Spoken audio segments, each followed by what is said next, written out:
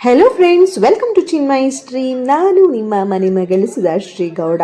Friends, ನಮಗೆಲ್ಲ ಗೊತ್ತಿರೋ ಹಾಗೆ ಇತ್ತೀಚೆಗಷ್ಟೇ ಅಯೋಧ್ಯೆಯಲ್ಲಿ ಬಾಲರಾಮನ ಪ್ರತಿಷ್ಠಾಪನೆ ಮಾಡಲಾಯಿತು. ಹಾಗೆಯೇ ನಮ್ಮ ಊರಿನಲ್ಲೂ ಕೂಡ ಭದ್ರಕಾಳಿ ಸಮೇತ ವೀರಭದ್ರೇಶ್ವರನ ಪುನರ್ ಪ್ರತಿಷ್ಠಾಪನೆ ಮಾಡಲಾಯಿತು. ನಾನು ಇಲ್ಲಿ ಯಾಕೆ ಬಾಲರಾಮನ ಪ್ರತಿಷ್ಠಾಪನೆ ಬಗ್ಗೆ ಹೇಳ್ತಾ ಇದ್ದೀನಿ ಅಂದರೆ, ಯಾವುದೇ ವಿಗ್ರಹವನ್ನ ಪ್ರತಿಷ್ಠಾಪನೆ ಮಾಡಬೇಕಾದ್ರೆ ಪ್ರತಿಷ್ಠಾಪನೆಗೆ ಮುಂಚೆ ಕೆಲವೊಂದು ದೈವಿಕ ಕಾರ್ಯಗಳನ್ನ ಮಾಡ್ತಾರೆ. ಅದೆಲ್ಲ ಆಲ್ಮೋಸ್ಟ್ ಒಂದೇ ತರ ಇರುತ್ತೆ. ಇನ್ನು ಪ್ರಾದೇಶಿಕವಾಗಿ ಕೆಲವು ಬದಲಾವಣೆಗಳು ಇರಬಹುದು ಅಷ್ಟೇ. ಇಲ್ಲಿ ನಮ್ಮ ಊರಿನಲ್ಲಿ ಹೇಗೆ ದೈವಿಕ ಕಾರ್ಯಗಳನ್ನ ಪ್ರತಿಷ್ಠಾಪನೆಗೆ ಮುಂಚೆ ಮಾಡಿದ್ರು ಅಂತ ಈ ವಿಡಿಯೋದಲ್ಲಿ ತಿಳಿಸ್ತೀನಿ. ಎಲ್ಲೂ ಕೂಡ ಈ ವಿಡಿಯೋನ ಸ್ಕಿಪ್ ಮಾಡದೆ ಪೂರ್ತಿಯಾಗಿ ನೋಡಿ. ಹಾಗೇನೆ ಇನ್ನು ಯಾರೆಲ್ಲ ಚಿನ್ಮಯಿ ಸ್ಟ್ರೀಮ್ನ ಸಬ್ಸ್ಕ್ರೈಬ್ ಮಾಡ್ಕೊಂಡಿಲ್ಲ, ದಯವಿಟ್ಟು ಸಬ್ಸ್ಕ್ರೈಬ್ ಮಾಡ್ಕೊಳ್ಳಿ. ಸಬ್ಸ್ಕ್ರೈಬ್ ಮಾಡ್ಕೊಂಡ್ಮೇಲೆ ಅದ್ರ ಪಕ್ಕದಲ್ಲಿರೋ ಬೆಲ್ ಐಕನ್ನ ಕ್ಲಿಕ್ ಮಾಡೋದು ಮಾತ್ರ ಮರಿಬೇಡಿ. ಯಾವುದೇ ಶುಭ ಕಾರ್ಯಗಳನ್ನ ಶುರು ಮಾಡೋದಕ್ಕೆ ಮುಂಚೆ ಗಣೇಶನನ್ನ ಪೂಜೆ ಮಾಡ್ತಾರೆ. ಇಲ್ಲೂ ಕೂಡ ಗಣೇಶನನ್ನ ಪೂಜೆ ಮಾಡಿ ತದನಂತರ ಗಂಗೆಯನ್ನ ಪೂಜೆ ಮಾಡ್ತಾರೆ. ಗಂಗೆಯನ್ನ ಈ 108 ಕಳಸದಲ್ಲಿ ಆವಾಹನೆ ಮಾಡಿರ್ತಾರೆ. ಹಾಗೆಯೇ ಪ್ರಧಾನ ಕಳಸದಲ್ಲೂ ಕೂಡ ಆವಾಹನೆ ಮಾಡಲಾಗಿರುತ್ತೆ. ಯೂಶಲಿ 108 ಮಿನಿಮಮ್ ಆಗಿ ಕಳಸವನ್ನ ಇಡ್ತಾರೆ. ಅದಕ್ಕಿಂತ ಹೆಚ್ಚಿನ ಕಳಸವನ್ನ ಕೂಡ ಇಡ್ಬೋದು. ಸೊ ಮಿನಿಮಮ್ ಆಗಿ ಎಲ್ಲರೂ ಕೂಡ 108 ಕಳಸವನ್ನ ಇಡ್ತಾರೆ. ಸೊ ಈ ಕಳಸದಲ್ಲಿ ಗಂಗೆಯನ್ನು ಪೂಜೆ ಮಾಡಿ ಹಾಗೆ ಊರಿನ ಗ್ರಾಮ ದೇವತೆಗಳನ್ನ ಪೂಜೆ ಮಾಡ್ತಾರೆ. ಇಲ್ಲಿ ಊರಿನ ಗ್ರಾಮ ದೇವತೆಗಳನ್ನ ಆ ಗಂಗೆಯ ಸ್ಥಾನಕ್ಕೆ ಕರೆದುಕೊಂಡು ಬಂದು ಅಲ್ಲಿ ಆ ದೇವರಿಗೆ ನೈವೇದ್ಯ, ಪೂಜೆ, ಪುನಸ್ಕಾರ ಎಲ್ಲ ಮಾಡಿ ಆ ನಂತರ ಊರಿನಲ್ಲಿ ಮೆರವಣಿಗೆ ಮಾಡ್ತಾರೆ. ಮತ್ತೆ ಈ ದೇವರುಗಳ ಅಂದರೆ ಗ್ರಾಮ ದೇವತೆಗಳಿರುತ್ತಲ್ಲ, ಸೊ ಆ ಗ್ರಾಮ ದೇವತೆಗಳ ಮೂಲ ಸ್ಥಾನಕ್ಕೆ ಕರೆದುಕೊಂಡು ಹೋಗಿ ಅಲ್ಲಿ ಮತ್ತೆ ಪೂಜೆ ಮಾಡಿ ಅದ ನಂತರ ಉತ್ಸವವನ್ನ ಊರಿನಲ್ಲಿ ಮಾಡಲಾಗತ್ತೆ.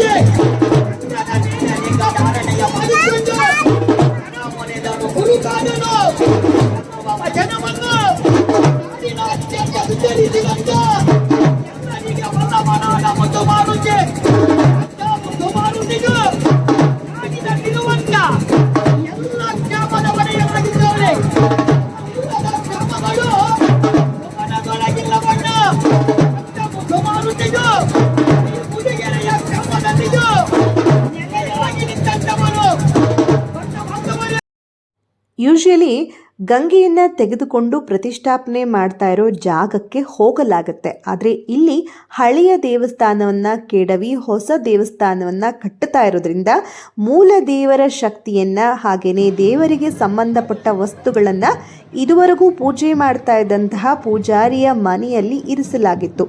ಹಾಗಾಗಿ ಅಲ್ಲಿಗೆ ಸ್ವತಃ ನೊಣವಿನಕೆರೆಯ ಕಾಡಸಿದ್ದೇಶ್ವರ ಮಠದ ಸ್ವಾಮೀಜಿಗಳು ಬಂದು ವೀರಭದ್ರ ದೇವರನ್ನು ಕರೆದುಕೊಂಡು ಬಂದರು. ಇನ್ನು ಕಾಡಸಿದ್ದೇಶ್ವರ ಮಠದ ಸ್ವಾಮೀಜಿಗಳ ಅಣತೆಯಂತೆ ಇದುವರೆಗೂ ಪೂಜೆಗಳೆಲ್ಲವೂ ಕೂಡ ನೆರವೇರಿತ್ತು. ಇನ್ನು ಈಗ ಪೂಜಾರಿಯ ಮನೆಯಿಂದ ವೀರಭದ್ರೇಶ್ವರ ದೇವರನ್ನ ಹೇಗೆ ಕರೆದುಕೊಂಡು ಹೋಗಲಾಗ್ತಾ ಇದೆ ಅನ್ನೋದನ್ನ ನೋಡ್ತಾ ಇದ್ದೀರಾ.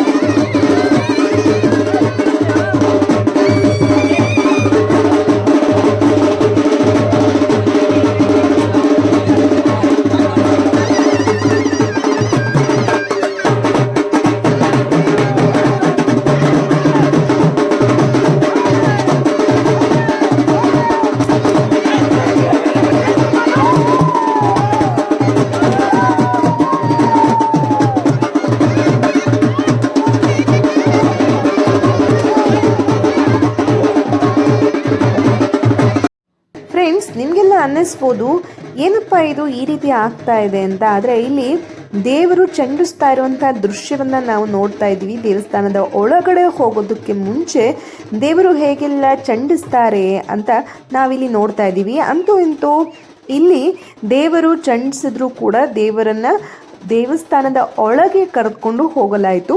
ಸೊ ನಿಮಗೆ ಈ ವಿಡಿಯೋ ಇಷ್ಟ ಆಗಿದೆ ಅಂತ ಅನ್ಕೋತೀನಿ. ನೆಕ್ಸ್ಟ್ ವಿಡಿಯೋದಲ್ಲಿ ಇನ್ನು ದೇವರ ಪ್ರತಿಷ್ಠಾಪನೆ ಹೇಗೆಲ್ಲ ಇತ್ತು, ವಿಗ್ರಹವನ್ನು ಇಡಬೇಕಾದ್ರೆ ಏನೆಲ್ಲ ಅಲ್ಲಿಗೆ ಹಾಕ್ತಾರೆ, ಹಾಗೆ ವಿಗ್ರಹ ಹೇಗೆಲ್ಲ ಅದನ್ನು ಸ್ಟಿಕ್ ಮಾಡ್ತಾರೆ, ಇದೆಲ್ಲದರ ಬಗ್ಗೆ ನಾನು ನೆಕ್ಸ್ಟ್ ವಿಡಿಯೋದಲ್ಲಿ ನಿಮಗೆ ತಿಳಿಸ್ಕೊಡ್ತೀನಿ. ಈ ವಿಡಿಯೋ ಇಷ್ಟ ಆದರೆ ದಯವಿಟ್ಟು ಲೈಕ್ ಮಾಡೋದು ಮಾತ್ರ ಮರಿಬೇಡಿ, ಹಾಗೆ ಶೇರ್ ಮಾಡಿ, ಲೈಕ್ ಮಾಡಿ, ಕಮೆಂಟ್ ಮಾಡಿ. ಸೊ ನೆಕ್ಸ್ಟ್ ವಿಡಿಯೋದಲ್ಲಿ ಮತ್ತೆ ನಿಮಗೆ ಸಿಗ್ತೀನಿ. Will meet you next video. Until then, bye bye.